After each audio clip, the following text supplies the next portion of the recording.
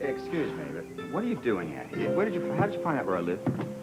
Maybe I didn't know where you live. Maybe I was just taking a walk. Oh, come on. You got your car over there. Let's get real, shall we? You obviously don't care why I'm here.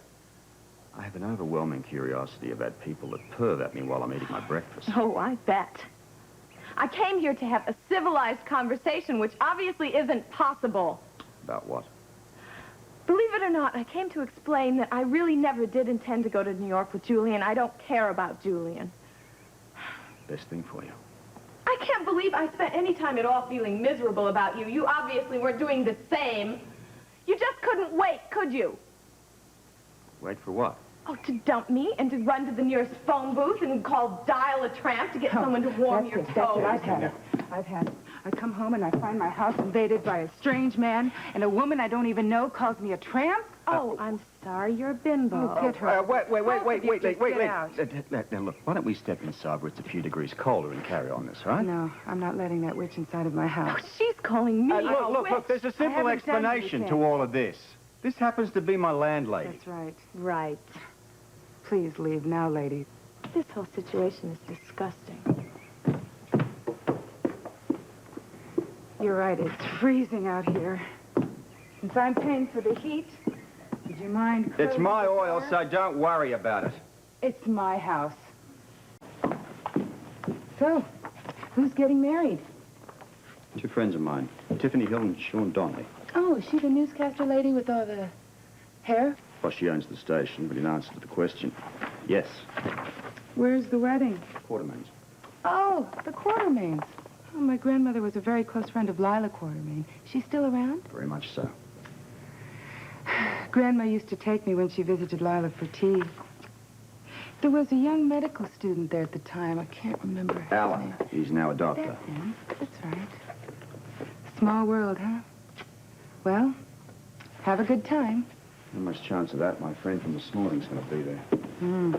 You two seem to know each other pretty well. Yeah, we used to. Not anymore. Sorry. Enjoy your piano.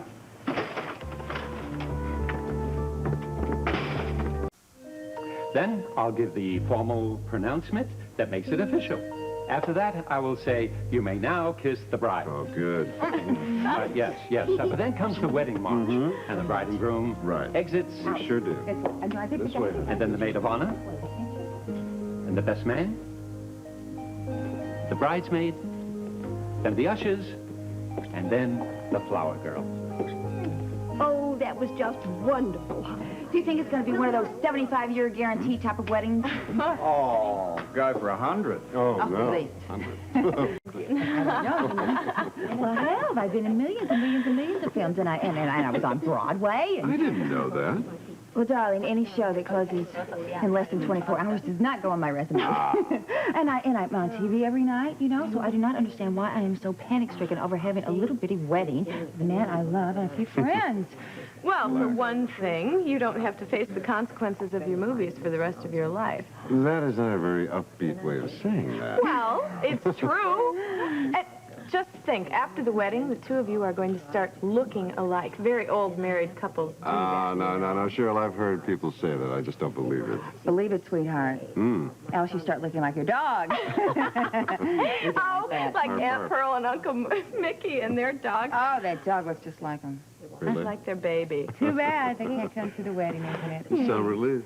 Well, darling, don't get me wrong. Of course, I want you to meet my family, but just not until after I've locked you all up in your mind. You know what I mean? I can hardly wait. I need to talk to the two of you about the blessedness of your sacrament, which you will be taking on your wedding day, and the holy significance of marriage in this modern world. I'm very eager to hear that. Yes, but the main thing is that half the people I marry, they consider marriage like a pair of old shoes that you take home and you try out, and if you don't like them, you take them back. If the marriage pinches, throw it away. Well, don't worry about us, Reverend. Tiffany and I are like a couple old boots. I beg your pardon? Oh, Sean, please. I know exactly what you're talking about, and I happen to agree. You know, I have been studying marriage from the other end, and I've learned an What awful end lot. is that, darling? Well, most people get divorced, do they not? No, they don't. I mean, look at Lila and Edward Quartermain. Okay, exactly. Look at Lila. Now, Lila keeps Edward's head on straight. Now, I have some friends that after 2 or 3 years, they come to me, they break up, they're crying on my shoulder, so I have learned what not to do from these people. Yes. But the power of the negative example can be very enlightening. Right. I'll get that. Oh, thank you, dear. That's very kind of you.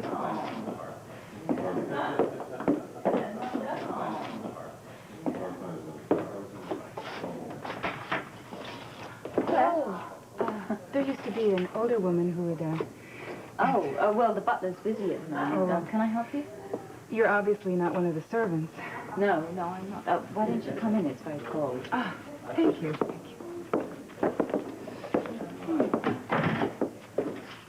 I'm Anna Lavery. Are you a friend of Tiffany's? No, I'm not connected with the wedding at all. I'm here to speak with Robert Scorpio and a young woman named, I think, Cheryl. Oh, yeah. What did you want to see them about? Well, it's personal. Are they here? Who shall I say is calling? Oh, forgive me. I'm Catherine Delafield. I saw you play last winter, Beethoven. You were wonderful. Oh, thank you. Thank you very much. You're welcome. All right, so you want to see Robert? Yes. And Cheryl, if that's her name. Yeah. I know there's a wedding rehearsal going on. Don't let me interrupt. No, okay. I'll send them right out. Thank you. I heard it on the radio. Oh, that's Absolutely. I think Oh, thank you. I think it's really good. There's a very beautiful and talented lady outside waiting for you. Oh, true. Catherine Delafield. Catherine Delafield? Oh, my goodness. Oh, she'd love it as long as you put cheese on it. Sorry to interrupt. I needed to speak with the both of you, Cheryl especially. This whole thing is ridiculous. A total comedy of errors. Oh, what errors? Look, you don't have to explain How do you anything. keep this man quiet long enough to explain the situation? Well, if you can figure it out, you can have him. You're upset. You're both obviously upset. And I would like to try and clear the air, at least my part of it. I've been on a concert tour now for 3 months, literally worldwide tour, moving around so fast my toothbrush never had a chance to dry. I tried to call my realtor and couldn't get her, and obviously it never occurred to me that she would lease my cottage while I was gone. So I just flew in last night, totally exhausted, and drove to my house and unlocked the door, and is this making any sense? Well, a lot more than it did last night. Yes. Well, I had never heard of, Robert. Scorpio. right. Anyway, there he was, stone drunk. Wait a minute. Now, hungover perhaps, drunk no. Whatever. And he was asleep on my bed. And I ate all of her porridge. All we did all night long was bicker, argue, and insult each other. Ain't that the truth? Robert, I spoke with the realtor today. I finally got a hold of her. And she said, you're right. You do have a lease. You mean to say I get to live in the house I paid 6 months in advance for? Do you ever stop being so sarcastic? I mean, this was a total defeat for me when she said this. Well, why did the woman do this awful thing?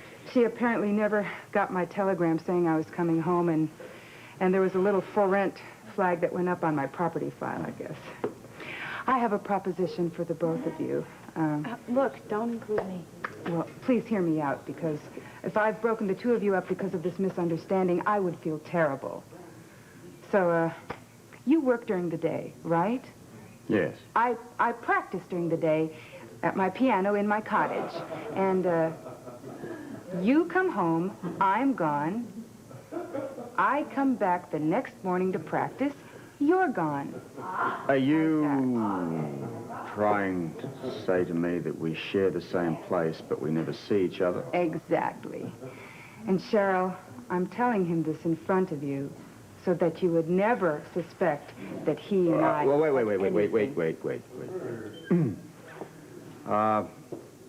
I think that Miss Dansbury and I buried the hatchets deep into each other's skulls long before this morning's charade.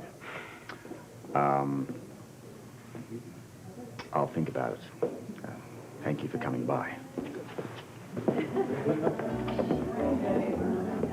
You're in luck, Cheryl, unloading that man from your life. He has one lousy temper in the morning.